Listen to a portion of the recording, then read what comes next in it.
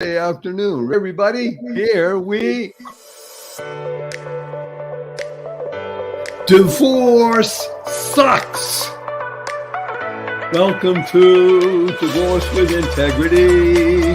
This is the most important and open discussion on the internet about the positive, purposeful, powerful, pleasant aspects of moving from matrimony to acrimony to harmony.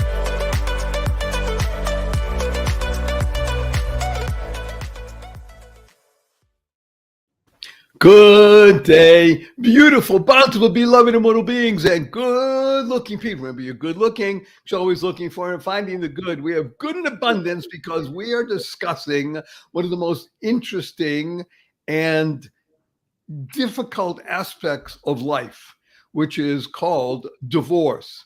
Divorce is something that happens in a marriage situation. And I'm going to be a little bit expansive today and say that divorce is also an aspect in human relations, because oftentimes people are involved in partnerships, people are involved in working with other people.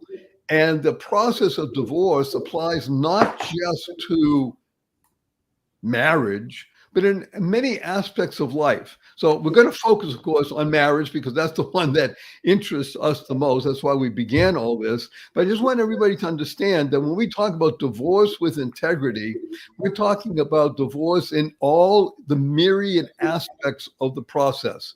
What it means to divorce in situations with family members that are not necessarily you're married to, and how one deals with that. And the real key word is integrity, because that's really what we're dealing with. We're dealing with the maturation process of the human condition. And it's not an easy task. Matter of fact, oftentimes it's a difficult task, but that's because we're uprooting our previous thought processes and things we held dear and allowing ourselves to be honest. Honesty is, I think, the word that comes before integrity. It certainly does in the dictionary. H comes before I. So honesty comes before integrity. When one becomes honest with oneself, because it's really what we're discussing here, the ability for self-awareness, and awareness comes before honesty and integrity. Aha! How do you like that one, kids? Awareness, honesty, integrity in that order. Then you can really utilize the process that is gut-wrenching, heart-wrenching, mind-wrenching, and use the wrenches to fix the machinery. I like that. Okay, so we're going to discuss, and we have, of course, our remarkable panel, people who are skilled in the process of integrity and divorce and honesty and awareness. Whoops. And they are, of course, our wonderful Esty Star. Yay, Esty. And the way you can tell Esty is because she has the microphone on her sweater. You can also, of course, tell because of her unique hairstyle. I think the microphone should be my new hallmark. That should be my new identifying feature. I You'll think always that's recognize me. I'll try to constantly have a wired mic attached to a sweater so that you know who I am. And sometimes I'll have giant curly hair, and maybe that'll help. When she gets up in the morning, one of the first things she does after saying, "Thank you, dear Lord, for being alive," is she reaches for her microphone and puts it on her pajamas or so, whatever, because without a microphone, she can't speak to everybody. I'm almost unrecognizable without it. Right. How would you know with me? And also, in another way, with the headphones, is our delightful, wonderful, dynamic Southern Californian Lori McDermott, the wife expert. And hi, everybody. Yes, we love when Lori says hi, everybody. And God willing, we'll be joined by Joe Applebaum, and a little bit of time, we'll just add another man's voice to the situation. So we're going to, oh, wow. Be the change, and she doesn't mean spare. That would be good too.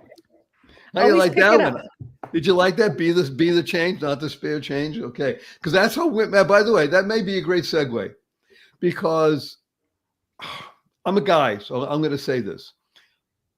women oftentimes, at least a lot of people I've met over my decades, tell me that they felt like spare change in their marriage. Now, we're not going to go there. That's not going to be the topic today, but that may be another topic. But I've had that said to me many times over the years, that was an unfortunate result of people not being honest with each other, not trying to grow in marriage, not trying to be aware, not trying to live in integrity. And oftentimes one of the people in the marriage, and oftentimes more often than not, the woman felt like spare change. And that's not a positive, purposeful, powerful, pleasant way to live. So but our topic today is something even more, in my humble opinion, fascinating. I sent it out to everybody and I got good response. I mean, our panel, and that is something that I found from Jordan Peterson. It was a very small clip. And if you don't know Jordan Peterson, it means you're living under a rock. But if you are living under a rock or you're not, just Google Jordan Peterson and you'll find he's one of the more interesting, outspoken, fascinating beings on the planet at the moment. And he speaks about things that oftentimes rile people, that's R-I-L-E, and make them say, well, blah, blah, blah, blah, but allow them to think. So the clip that he was talking about was something very fascinating. And we're going to state the case and then we'll discuss it. And the case that he puts forward is that by statistics, 75% of marriages resulting in divorce, in other words, divorce rate, is initiated by the woman. And he says one of the reasons, there are many reasons, obviously, in any particular complex situation, but one of the reasons that stands out is because women are much higher in this trait called neurotism. Not eroticism, neurotism. You can look it up. neuroticism, neurotism. I looked it up. It's very fascinating. And really, it's a tendency to feel negative emotions, to feel that things are not moving in the direction you want. And women tend to be much higher in this trait. And he gives an reason that it could be because women, by definition, are childbearing beings, or capable of being childbearing. And that oftentimes in a marriage, that is a result. You have children, or at least a child.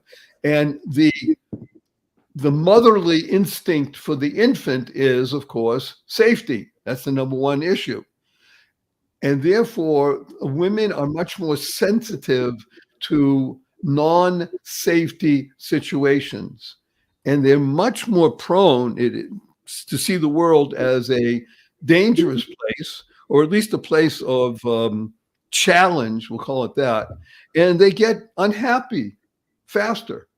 Because when the world seems to be a much more challenging and unsafe place, it tends to cause unhappiness. So it's a domino effect, but it begins with this thing called neurotism. So I thought it was a very interesting topic. So did Esty and Lori and Joe, if he joins us. And I just want to throw it out there to begin. We use Esty as our leadoff batter and to discuss this idea that, again, according to Jordan Peterson and research, 75% of marriages are initiated by women, and that women have a tendency to be more unhappy in a marriage than men. So that's a statement battered around. Esther, you can hit it out of the park, do whatever you want with it, but it's in your court. I mean, I don't feel like I need to defend a statement that it makes. So I'm not convinced that that's the truth. Also, you said 75% of marriages. You meant 75% of divorces. Yeah? Yes. Okay. And this neurotism thing is what? That a woman is naturally more... Well, neurotism is a state of being. It doesn't apply to men or women, but that there's an impending doom or things are unsafe. And again, especially if one has a child, a newborn, an infant. Now, it applies to men and women, but women tend to see more towards that. Okay. I can't agree or disagree. right? It's such a broad. Wait a minute, wait. That's a cop out. We're not going to let you go there. No. It's just such a broad generalization. It's too many pieces. I have comments on all of them. There's so many. Okay, It's well, like women are more tell you what. neurotic. They start the divorces more. They're more anxious because there's so much in there to unpack that I don't know that I agree with. Okay, I'll tell you what. Let's do the following, because I'm not disagreeing with you. I agree that there's this interesting dilemma. Let me just. I pulled it up from a search. Neurotism is the trait disposition to experience negative effects, including anger, anxiety, self-consciousness, irritability, emotional instability, and depression. In other words, your regular garden variety, difficult stuff. It really just sounds like he you're saying says that women are more neurotic. That's really women what I'm tend hearing. more towards that than men. That's all. Yeah, no, that's really what I'm hearing. Women are more neurotic than men. That's totally just the broad stereotype that I'm hearing, which is the same or similar to saying women are more naturally emotional, right? That they feel emotions more often and stronger. And that is a fairly, I would say, generally accurate stereotype in our society, right? Whether it's natural or conditioned, don't know, but that's definitely something that I could agree with just through observation, right? That's what we see. Does that make women initiate more divorces? I think there's so much there. I would rather go with, and it's not about being politically correct, because I'm not necessarily, really not necessarily, but in this case, I don't identify personally as much with that stereotype. And I'd much rather go with the emotional component with whichever gender initiates it, that the spouse that is more growth oriented, or I don't know if it has to do. Okay, you know what? Here's what I think. It's formulating as I'm talking. I'm just journaling out loud. Here's what I think. I don't think it has anything to do with that. That's what I really think. Because doesn't have anything to do with, and it doesn't have anything. Being more scared for safety. No, I'm the opposite. If you're more scared, and this is just what my logic brain says, as I've been journaling this out loud the last 2 minutes, my logic brain says the more fearful you are, the more likely you are to stay with status quo. So if you're more anxious and you're more afraid of safety, you are less likely to leave your marriage. You are more likely to stay in a bad situation because it is what you know than to leave. So this little pairing, I think that's what's been bothering me about it since you said it, does not make sense to me. What does make sense is that why are you laughing? By the way, because I disagree with you. Okay, good. By the way, the genius of this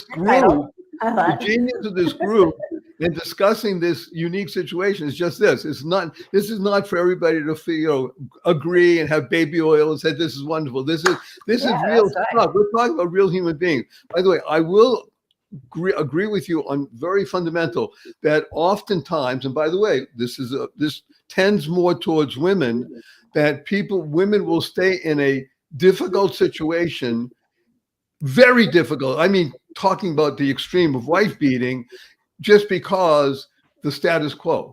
And yet we do, you said it yourself, women tend to be more emotional.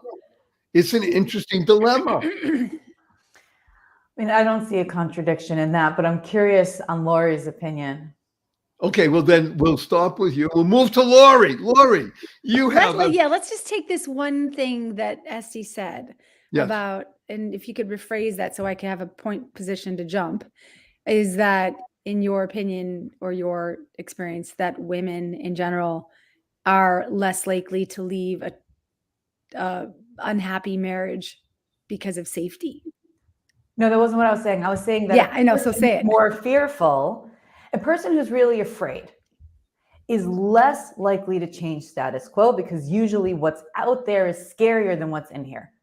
Right? This goes back to Shakespeare. Hamlet says, we'd rather bear those ills we have than fly to others we know not of. Most people are more afraid of certainty than a negative situation that is certain. That is just something that I have seen over and over and over again. It takes a lot of courage to leave something that is bad for something that is unknown.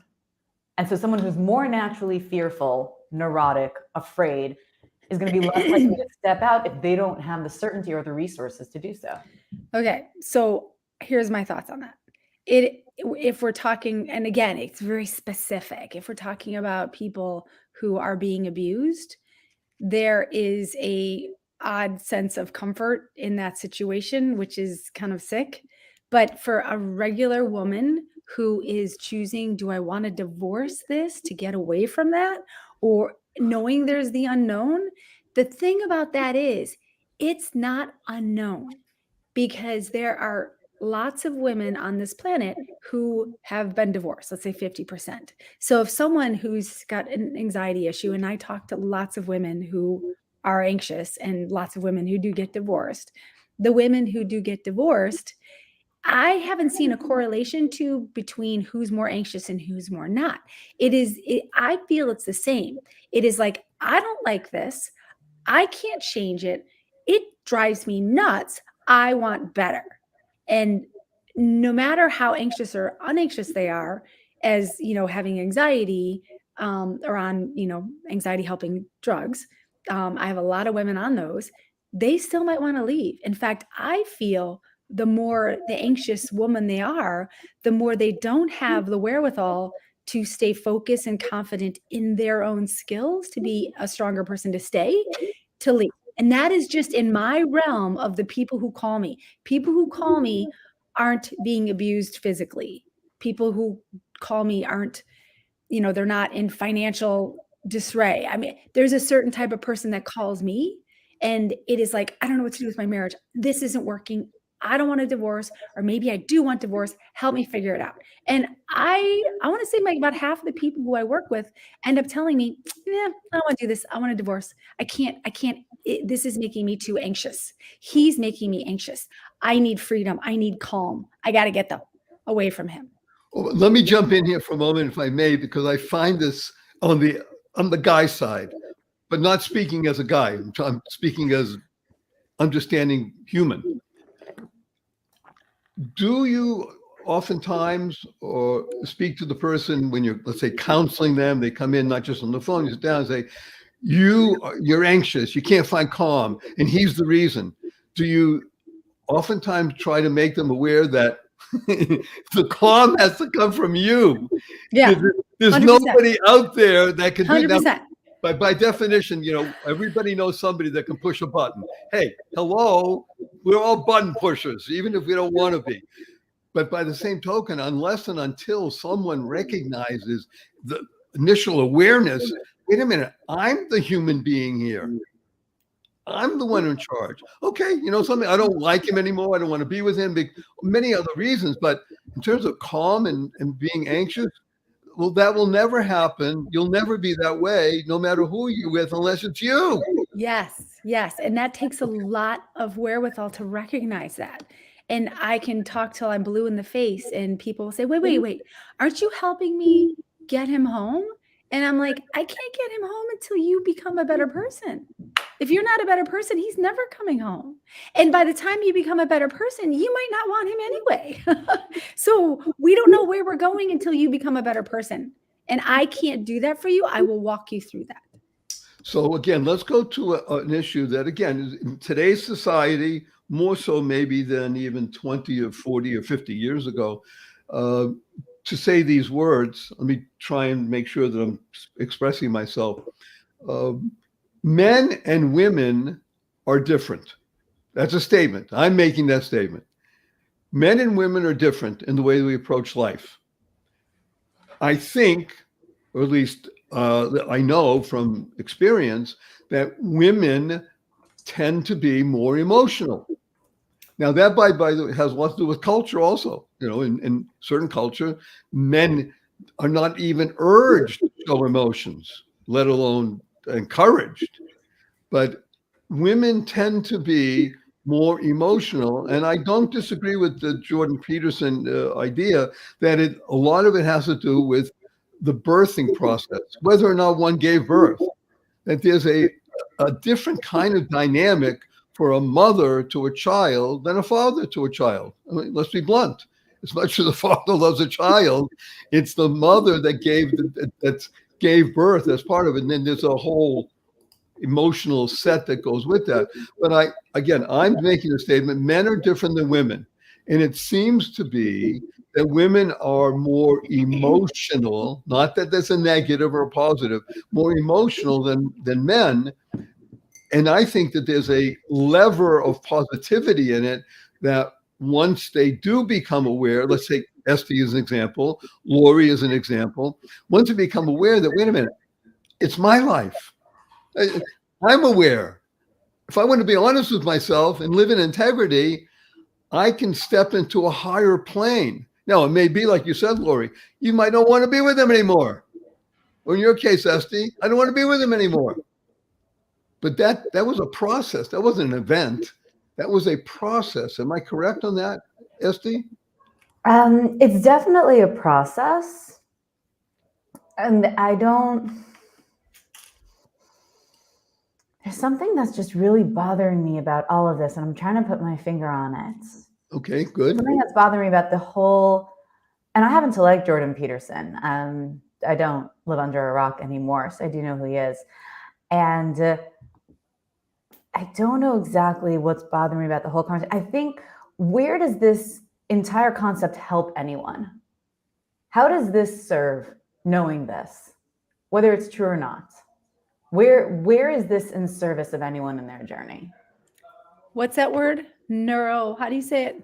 Neurotism. Neuro, neuro, meaning the human being, TICISM, meaning the emotional component. Right, let's say we work the premise. Let's say it's true, right? Agree, disagree, doesn't matter. Let's say we say it's true.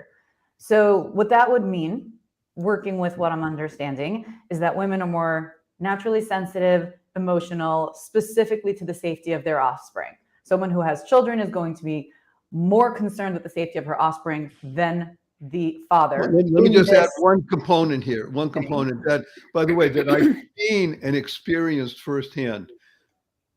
Postpartum depression is something real. Am I correct? I've done that. I've had it. I've actually had both. I've had postpartum depression and I've had the baby Rosies. Okay, but I'm saying, I just want to make sure that these are real situations. It's not made up. Yeah, these are hormonal. Okay, so roller coasters that by definition, so that enjoy. That's very good. The reason I'm mentioning is because that's part of this neuroticism, in the sense that there's a potential tendency towards depression and such. But the reason I mention is because men, at least as far as I know, men don't enter into the realm, or in quotation marks, suffer from postpartum depression. By definition, they can't. So it's unique to women. Again, not that this has any effect on the marriage in terms of creating a divorce situation, but you can hear that women have a potential tendency towards deeply emotional situations that men don't and can't. And I think that's part of it. I'll take your extrapolation, and therefore, what? So therefore, therefore, do women just need to say, "Oh, I am more emotional now, and I need to take that into account"? You know, because that would be a logic brain thing to do when you're in an emotional state, which most humans can't. Do men need to say, "Oh, this is probably just a really strong emotional reaction due to whatever"? So where's the answer to this? Okay, so maybe there isn't. In other words, he's positing, and other people have posited, that based on the statistics we see, if their divorce rate is 50%, let's just use that as a number, one might think, well, it's 50-50. Men initiate the same as women initiate. And it tends to be that women initiate divorce more often than men. Women are more growth-oriented. Women are less willing to stay with the status quo if it's unpleasant. You could have so many reasons for that. Right. And by the way, you're right. There may not be a correlative result. It may not be. It may be This is a fact. 75% of divorces initiated by women. Here's a fact. Women tend towards this. They may not have Correlation corollary. does I not agree. indicate causality necessarily. But that's why we're discussing. In other words, part of the reason of this whole program, Divorce with Integrity, is to find out, okay, if in fact divorce happens, it doesn't just happen, it's a process. What's involved in the human condition on both sides, men and women, or by the way, two women, two men, because even in a man-man situation or woman-woman situation, one of them has a tendency to be more male-oriented and the other female-oriented. Just like expressing the masculine or feminine polarity. Can I say something? Oh, please. I would love to interject something which came up when Barry was reading what he was saying. So I have a very interesting perspective on looking at women and men who call me when they're like, you know, this is happening. My wife filed for divorce. My husband filed for divorce. We're going down this path. I'm not sure if I want it or I don't want it. So just from that perspective for a few moments, because, you know, like I said, 50% of them will bail and just do it anyway. But what I have noticed very interestingly is in conversations with women, and I have at least 20 to 30 every day, I speak to women who say we're getting divorced. He wants a divorce. And I'm like, well, what's happening? And they're like, well, the papers have been filed. And I said, when did he file them? And the women will say, oh, well, I filed. And I'm like, wait a minute. I got to put you on pause, because that was, if we were just talking like Essie said, wait a minute, that's not relating. He wants a divorce. When did he file? Well, I filed. Right. And I see that all the time. And I said, why did you file? You said, because he wanted it. Well, what happened? Well, he wanted it and I was mad. And, I just said, well, okay, well, he's like, well, and he basically said what he wanted and the woman delivered, regardless if she wanted it or not. So when I see 75% of women file for divorce, I go, yeah, absolutely. Because women, we comply sometimes to what our husbands want. Oh, you want to go here? Okay, let's do it. Sometimes we're very mama bear. No, this is the way it's going to be. But when it's just into, oh, my husband wants to leave. He's not happy. He wants out. Oh, yeah, okay. This is what we're supposed to do next. Or did you call the lawyer? Oh, yeah, I'll do it tomorrow. And all of a sudden they're divorced and they're like, wait, what happened? How did this happen?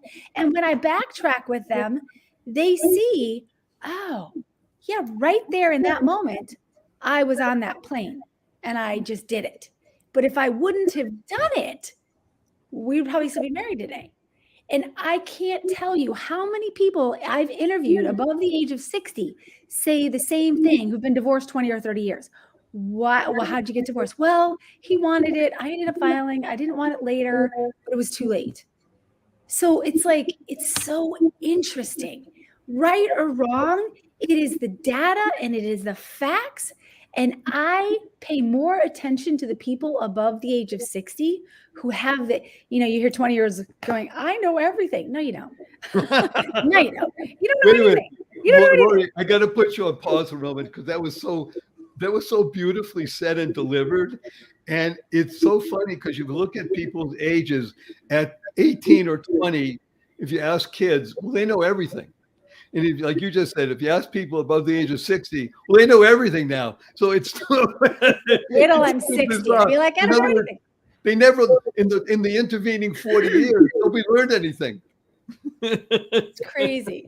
But I do believe older people have been there, done that, have their friends, have their this, have their that.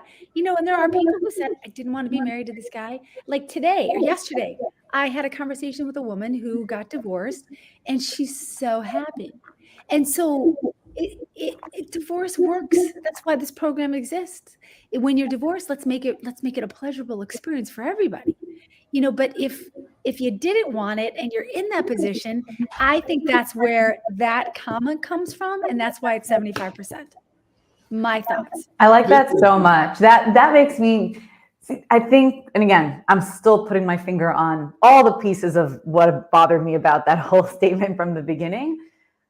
There probably isn't any one reason, right? So to take that correlation and turn it into causality, that bothers me a lot because it makes no sense. But to say that maybe sometimes the woman is like, there's a great song that I actually listened to a lot when we first moved to LA by Pink. Do you know the song I'm talking about? Which one? How's it go? Sing yeah, it. Just give me a reason. Sing it. Give me a reason, just a little bit. I love that song. We're not broken, just bent. We're not broken, just bent. That was my we theme can song. learn to love again. So I was singing that so much because what is that song? That song is the woman's like, we're gonna be okay, maybe. And the guy's like, we have a problem? What's the problem? I think we're okay. He's like, we can make this work. And he's like, wait, is something wrong? That's what that song is. Yeah. Yes. She's like, I didn't realize we had a problem. She's like, we have such a problem, but I think we can work it out. Like, I love that song so much. I feel like my marriage was at like 10 years ago. By the way, you realize now one of the reasons why thousands and thousands of people love listening to this show. Karaoke? We're so eclectic. It's wonderful. I wonder if with your permission, SD. Yeah. Actually, even without your permission, I'm going to ask you, in your particular case, here you are, you're married for 15 years plus minus, 5 children, in a seemingly stable, unique, wonderful, loving community, household, and yet there was something gnawing at you. And when you did divorce, were you the one who began talking about it, or was it a mutual situation? So like no and yes. That's okay, let's start with the no. So basically I like to say we had 7 good years and 8 bad ones. I'm sorry, you were what? 7 good years and then 8 years of trying to make it better. Okay. Not unusual. During that time, in and out of therapy and working on things and trying different things, I had taken upon myself, I think I mentioned this in a previous episode, I had taken upon myself when we got engaged to never say the word divorce. I'd heard it from Rev. Victor Miller that you never threaten divorce, you never bring it into your marriage. It's not an option. There's only working it out or working it out. And I lived with that as a center point for me in my life. It's part of why my journey out of the marriage was so challenging. Because for me, divorce was not an option. Never said the word, never brought it up, was not willing to entertain it. I did push for change though. So I could no longer deal with the status quo. So I was the one pushing for therapy. I was the one pushing for changes in how we interacted. I was the one who pushed for separation as a last-ditch effort and when I say last-ditch effort, I still wouldn't use the word divorce. Like our marriage therapist at the end, when I said this to her, and my husband still at the time, he remembered that. He remembered that we took that on. Neither of us ever used the word divorce, but even in the end, in therapy, when we're like, last things we could possibly think of to make it work, I never used the word. And when there was nothing left for us to work out, and every therapist and every rabbi and every mentor we had said, you have to try separation. And then I got handed divorce papers. Oh. I didn't file. I might have gone on another year or two. I'm sorry, your husband was the one who filed? He's the one who filed. He filed the first day of separation. I got the papers a few weeks later. Oh, wait a minute. That's one of the Lori, yes. No, that's the thing, right? Because there was something you wanted and needed, and he wasn't able to give it to you. He wasn't able to give it to me. And he's like, oh, well, I guess you want this separation, so I guess we'll just file for divorce. So I guess I'll just what's interesting? I'm not even convinced, but we'll never know. We could see if we could bring him on the show and ask him. I'm not convinced, and I don't know, right? He was getting a lot of what I consider bad advice. And when he filed the papers, when I got them, so they were delivered to me, I think 3 weeks into the separation. We were nesting. We hadn't told the kids. Because as far as I was concerned, we were working this out. It was COVID. So it was April, I think, we started nesting. And March, April, I don't remember, of 2020.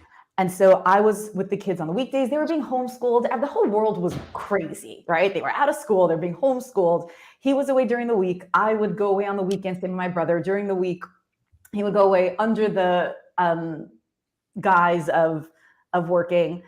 which he had been doing. He'd been traveling for like hashgacha, kosher certification work for a while. So it wasn't like the craziest thing. And we hadn't told the kids anything. And then on a random Friday, I like to say I was wearing COVID casual, so dress shirt, pajama bottoms. It's like a Friday afternoon, 4:00. I'm getting ready to leave so that he can come back. And the doorbell rings. My kids are like, "Ma, someone's here for you." And I'm like, oh, it's like 4:00 on a Friday. I'm like bleary, you know? I was like working all day from like my little made up home office in the corner of my bedroom. And like I come and there's a guy at the front door and he's like, "Is this Esther?" I'm like, "Yeah." He's like, "You've been served." I'm like, I didn't even know that divorce was a lawsuit. I knew nothing. I'd never spoken to a lawyer. I'd never been sued before in my life. I was like, he looked like a Con Ed guy, right, from New York. All right, here it's LADWP. He looked like a blue shirt, blue slacks, badge. I was like, what? Kids are like, what is it? I'm like, nothing, sweeties. And the same moments I get a text from my soon-to-be ex-husband that said, and he must have been like sitting in the car parked across the street watching, because it came at the exact same time that I was handed the papers. And it says, "Hey, I had to do this to protect the kids, but you don't have to answer it. We can still work it out." I'm like, I don't feel like you know how lawsuits work. I'm legally obligated to answer this. I can't not answer it. I have no idea, actually. I don't know if it was that, or maybe conscious or subconscious. I don't know if it was just all these people who were telling him to lock all my assets so that I couldn't get rid of all the money so that he would get it. Because they were all like, she's hiding millions from you. You got to make sure you lock her assets so she can't move it, and that I know people were saying that. So I don't know. I just know what happened. What happened was those papers were filed 3 weeks before on the first day we separated, but it took the courts 3 weeks for them to stamp and deliver because they were so slow in COVID. This is, first of all, thank you for doing that. I'm sure it was easy, but not easy. Lori, do you have some comments on this? On Este's situation, or Yes. just? Yes. I mean, is this something that you've seen and experienced with other people? Yes, and I'd like to know the rest of that story. Like what happened after that? What happened after that? I would like a different question, if I may. Yeah. You seem to be, and I believe it's true, much happier now than when you were in the trying to work it out stage. Yes. Much more funnily aware. enough, I bumped into, the therapist, the last marriage therapist we worked at the very end of our marriage, I hadn't seen her since early 2020, right? Once he filed, like, we were done. There was nothing else to do marriage-wise. I hadn't seen her. I hadn't heard from her. And then I took my kids a couple weeks ago, 2 weeks ago, on Hanukkah, to this ceramic painting place over in Beverly Hills. And I see this woman there who looks kind of familiar. And I'm like, oh, I feel like I know her, but I'm not sure. And then she comes over, she's like, Esty? I'm like, oh, it is her. It was that marriage therapist. I haven't seen her in over 3 years. And she's like, wow. She's like, you look great. I'm like, yeah, I think it was good for me. She's like, oh, it definitely was good for you. She hasn't seen me since we were in the trying to work it out stage till a few weeks ago. So Esty as one of the reasons this exists, Divorce with Integrity, because she is now living in integrity, whereas before, during the working it out process, which you said was 8 years, you weren't in integrity. You weren't being honest. You were struggling with it, but it wasn't there. But the reason I'm being honest with my belief in working it out until there was nothing to work out. Fine, but I'm saying, but you didn't see who you are now. You wanted to be who you are now in a marriage situation. But I'm going to ask you a different question. And again, there's only your presumption. Is your former husband happier now than he was before? That I couldn't tell you, but I can tell you that he's doing much better than he was when we were together. I really believe that we are better apart than together, and that is why we're apart. Okay, so using that, Lori, because you just mentioned about one particular woman who just recently got divorced, and she's happy she got divorced. Yeah, a few I'm years going to ago. put words in your mouth. It wasn't that it's not that she's happy she's divorced. She's happy that she's sort of liberated. She can live her life now, whereas Yeah. before she was feeling constrained. Is that correct? Yeah, well, see, I don't think people understand what marriage is sometimes. Marriage is like there's some days where my husband will say, let's go do this. And I'm like, I'd rather poke out my eyes with needles, right? But since I'm in a marriage and he needs me to go to this stupid thing and sit there for 5 hours and talk to people I have no desire to talk to and put a smile on my face for 5 hours, I got to go. So I have to make sacrifices in my life that I don't want to do. And, it's not like, I think sometimes in marriage, we talk about what we don't want. I don't like this. I don't like that. I don't like it when you do this. And the person is left going, okay, I hear you. But we have to talk about what we do want. Like, I want you to bring me my glasses every night when you're downstairs and I'm upstairs and I forgot them because I forget them every night. And the husband goes, I don't want to do that. Well, if you love me, this is a couple of things I need you to do. I need you to scratch me on my belly every night before I go to sleep. That's how I feel good. Can you do that for me, husband? And if he can't, then you go, then I probably shouldn't be married to this guy, right? But you have to state your needs. You have to state your wants. And you lay them out on a paper if you have to. Even every year, every new year, 2023, whoever you're dating, whoever you're with right now, it's a constant change because maybe I need this today, but tomorrow for the next year, I need this. People change. And as we change and we grow, we have to keep telling our partner, this is what I need. And what do you need so I can deliver that to you? Even if I don't want to do it, I'm going to still do it to you because I love you. I might waste 5 or 20 days out of my life doing all these things for you if you add up all the time. But that's what marriage is because you get that back. And I feel today, everybody's like, I'm going to marry him because I coach a lot of young girls. I'm going to marry him because he gives me what I need. And it's like, well, what are you going to give him? Oh, well, me. That's not enough. Sorry. You have to fill his needs. And a lot of times these girls are like, well, I really don't know what he needs. And maybe he doesn't know either because they're under 30. They don't know anything. But it changes. So maybe at 25, they need these things, but at 30, they need a whole new list of things. But it's that communication with husband and wife to go, what do I need? What do I need? What do you need? What do you need? And I just was at a party the other day celebrating a life of someone who died. She was in her 90s. She married her college sweetheart after both of them got divorced and came together. He's actually the father of the Metallica player who died. His name was Ray. They had a beautiful marriage. And when she was a bitch, he would go, I love you, sweetie. And he would put his arm around her. And we were all like, I wouldn't be married to her. I'm so kind to her. And I think somewhere along their marriage, he knew she was a bitch. But he also knew when she's a bitch, this is how I treat her. And then she calms down. It's like a dog who's nasty, but when you rub its belly, the dog goes, okay. So it's knowing that about each other that allows you to stay married for a long time. And it's hard. It is really hard. And sometimes you marry someone who's the wrong person for you and you figure it out. And you're like, jump ship before it's too late. And it's being wise and smart enough to get that done. But marriage is a give and take. And it is a lot of sacrificing. And the benefits of it, I mean, Barry, you've been married a long time. 45 years. Yes. It's not easy, is it? I think on the other side of this, I have a different perspective. Wait, one moment, just before you do that, wonderful Esty, I want to emphasize again how wonderful this show is and why people listen. Because what you just did, Lori, and that was a riff. That was like Pink. That was a great riff. And it was emphasizing that positive, purposeful, powerful, pleasant aspect of marriage, that it's work. And the rewards are amazing. Like you said, scratch my belly before we go to sleep and bring my glasses, please. Right. One of the things that happens in marriage that I've experienced 45 years is that oftentimes it was either difficult or I didn't, or my wife didn't tell each other what we need.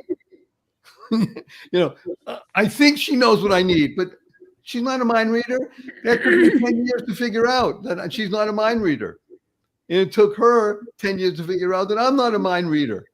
But when you start speaking to each other, something interesting happens.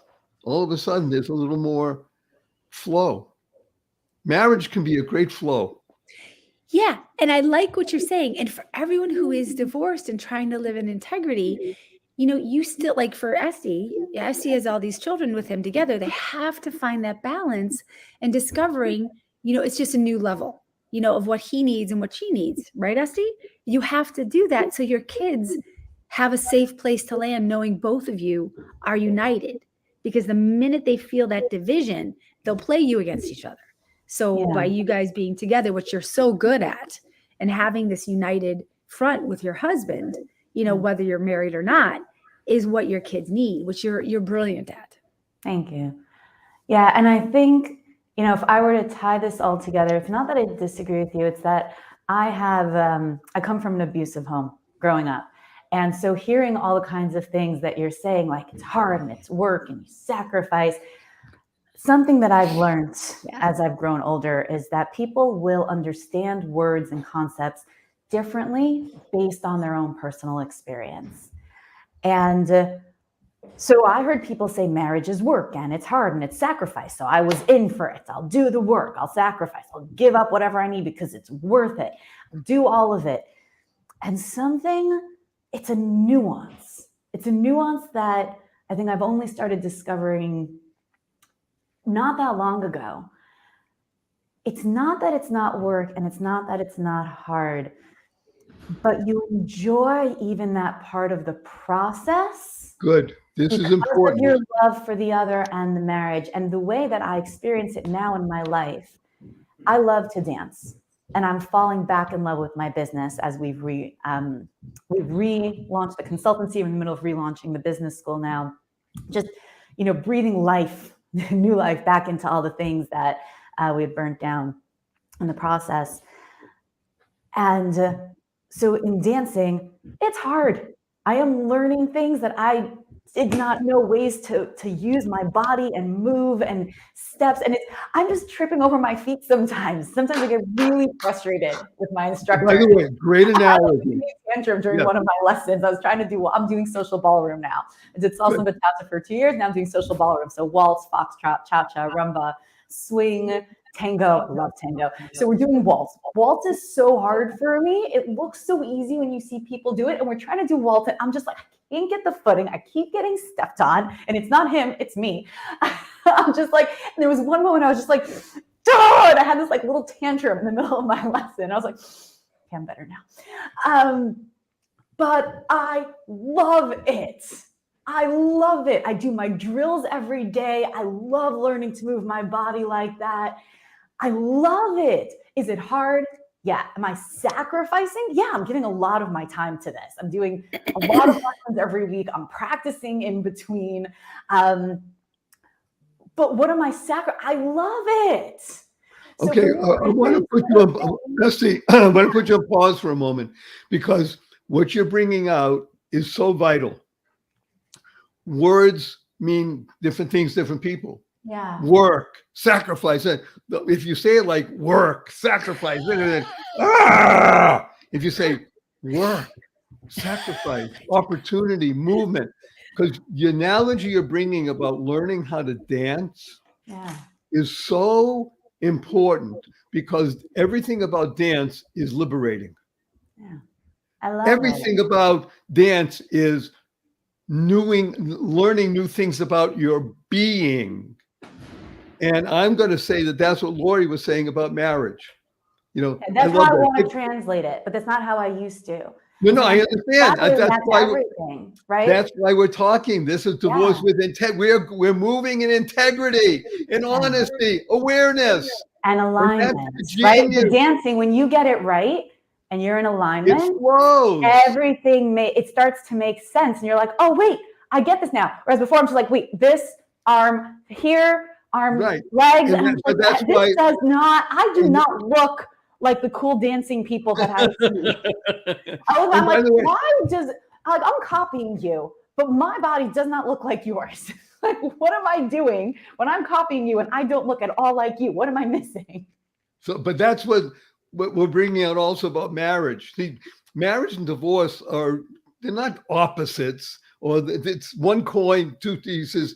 It's really about how does one grow in marriage? How does one grow in divorce? And how do you dance in both? Because it's really how do you love dancing. the whole process, right? Yes. How do you, in my business now, like we had a staffing issue last week and I first started feeling frustrated. And then I was like, you know what? No, I'm regrowing this. I'm relearning it. Every tool I get, everything that happens. And that's a completely different perspective. And so whether it's in the marriage or it's in the divorce process, right? You're on the journey. Remember, okay, so on that word journey, we're going to remember journey is the acronym. The word joy, which is my life, the acronym for joy is journey of you. That's what joy is. Lori, you have the last words. Oh, by the way, that's the first word of my new book. My new book is Oh Shift. And most did I say that? Oh Shift. Sorry. And in 4 decades of working with people, 97.2% of people drop the F and shift, and the other stuff happens. You got to be careful with your Fs. So, shift. Yes, Lori. Shift. Yeah.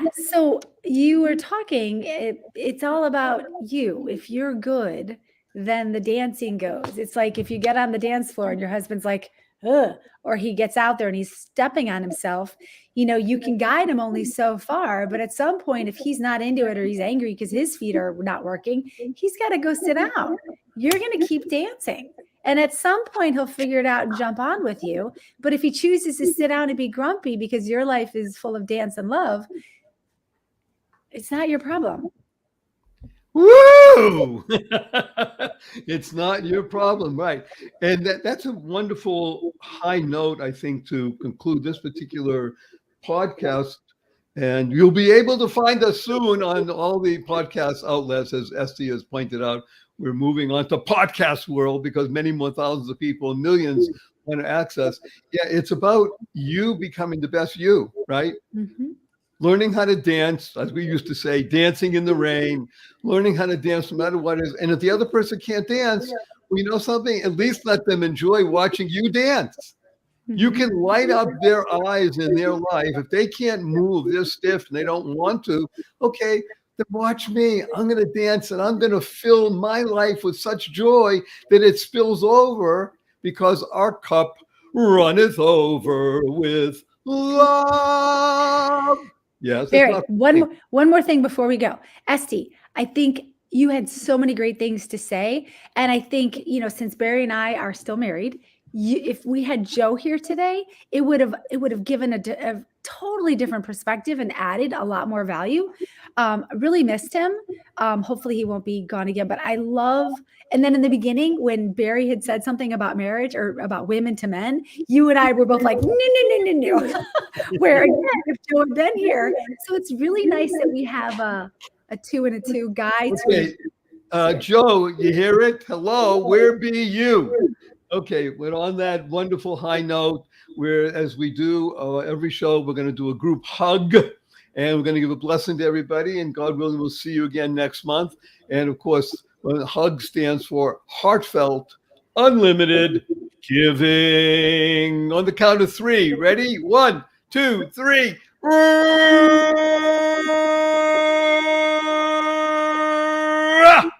And our blessing from Esty, from Lori, from Barry is go forth, live exuberantly, spread the seeds of joy, happiness, peace, and love.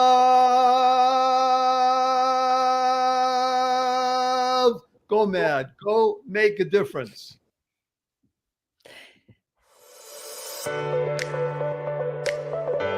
Divorce sucks. Welcome to Divorce with Integrity. This is the most important and open discussion on the internet about the positive, purposeful, powerful, pleasant aspects of moving from matrimony to acrimony to harmony.